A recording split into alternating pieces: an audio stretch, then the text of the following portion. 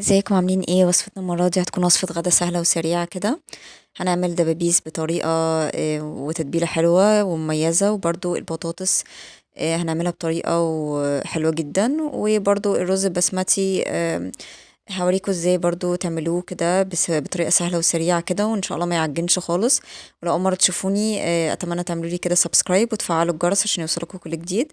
اول حاجة عندي الحلة السخنة، حاطة فيها معلقتين كبار من الزيت او زبده لو متاح. يعني انا ما كانش عندي متاح، بس هي الزبده بتبقى افضل بكتير مع الرز البسمتي.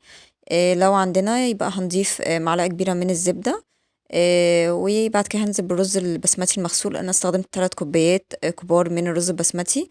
هي كميه تبان كبيره، ولكن انا بس مقربه الكاميرا عشان تبان التفاصيل بتاعه الرز يعني البسمتي. بعدين هنا ضفت الملح، معلقتين صغيرين من الملح.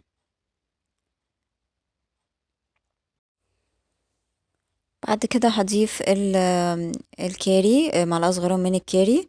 وهضيف بعد كده 3 معالق صغيرين من الكركم.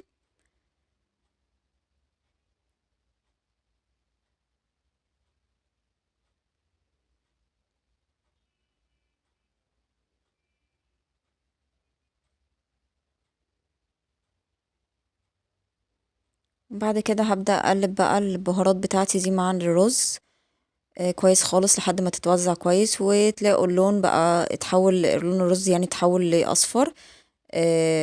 يعني قبل السوا أصلا لونه بيبدأ يتحول لأصفر.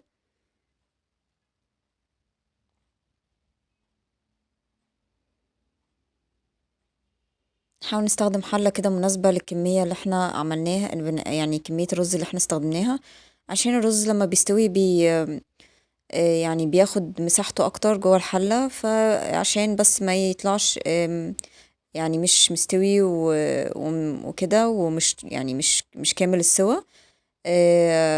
يفضل يعني ان احنا ايه نستخدم حلة تكون مريحة في الرز بالذات، يعني رز ومكرونات وكده يعني. بعد كده بضيف مكعبين من مرقة الدجاج. بعد كده بقى هنزل بالمية المغلية بتاعتي. انا استخدمت زي ما قلت 3 كوبايات كبيرة من الرز البسمتي، فبالتالي كل معلقة كل قصدي كوباية رز بتاخد كوبايتين من المية المغلية في الرز البسمتي، على عكس الرز اللي بالشعرية الأبيض يعني بياخد كل كوباية رز بتاخد كوباية مية، لكن الرز البسمتي كل كوباية رز بتاخد كوبايتين مية مغلية. تمام، فكده هضيف 6 كوبايات مية مغلية. نفس الكوباية اللي عيرت بيها الرز هعير بيها المية.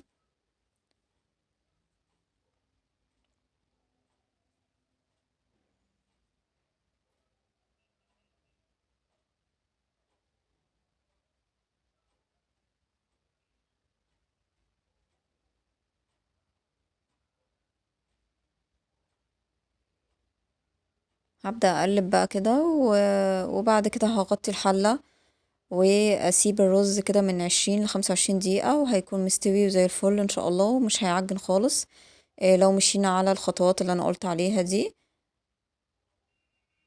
بعد كده بقى هبدأ في تتبيلة الدبابيس بتاعتي. بجيب بولة كده واضيف الثوم المفروم بتاعي، الكمية حسب الرغبة طبعا.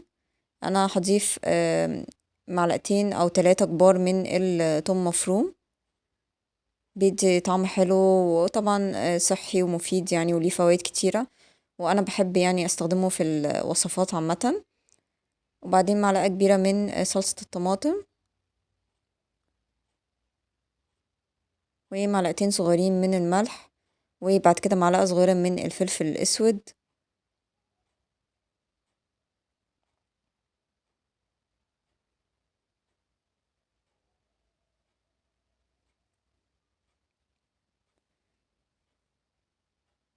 بعد كده معلقة صغيرة من البابريكا،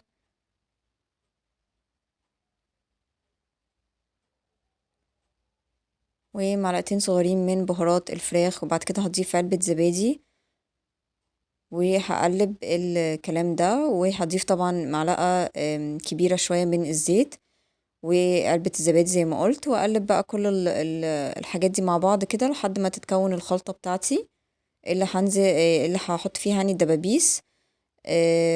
ويفضل طبعا لو مش مستعجلين نسيب الدبابيس في التتبيلة في التلاجة مثلا لحد تاني يوم.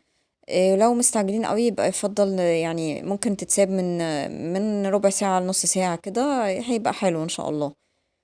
بعد كده بحط دبابيس بقى وببدأ اقلبها كويس، وبحطها بعد كده في البايركس بتاعي، ويكون الفرن يعني مسخناه مسبقا يعني على درجة حرارة 250. وبدخلها بقى الفرن السخن ده لحد ما لونها يبقى دهبي كده، وتاخد تحميرة حلوة كده زي ما شفتوا في الصورة في الأول. بعد كده بقى هبدأ في البطاطس، تتبيلة البطاطس. أول حاجة البطاطس طبعا بغسلها كويس خالص وبقشرها، وأبدأ أقطعها كده شرايح بالسمك اللي هتشوفوه دلوقتي ده. تمام، عشان احنا مش عايزينها رفيعة قوي ولا تخينة قوي، بس مهم تكون سمكها مناسب كده عشان تبقى يعني باينة في الأكل وكده. بعد كده هضيف معلقتين كبار من الزيت. بعد كده هضيف معلقتين صغيرين من الملح ومعلقة صغيرة من الفلفل الأسود. وبرضو أكون سايبة الفرن يسخن عقبال ما أعمل هنا يعني عقبال ما أجهز التتبيلة بتاعة البطاطس. بعد كده بضيف معلقتين صغيرين من البابريكا،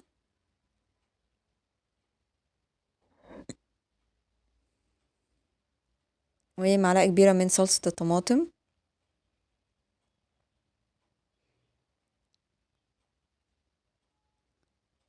وهبضيف بعد كده توم مفروم، معلقتين كبار كده من التوم مفروم او حسب رغبتكم يعني في التوم. وهقلب كويس خالص بقى لحد ما التتبيلة كده تتوزع في البطاطس كويس. وهضيفها برضو في البايركس وادخلها الفرن سخن مسبقا لحد ما تاخد لون كده جميل زي ما شفتوا في الصورة كده. يعني اول ما احط الشوكة كده او السكينة فيها الاقيها بتدخل بسهولة ودايبة كده، وبتطلع دايبة جدا فعلا وجميلة وطعمها حلو قوي. واتمنى تكون وصفة عجبتكم، ويا رب كده دايما تكون وصفات سهلة وسريعة كده عليكم. وشكرا جدا لمشاهدتكم ومتابعتكم.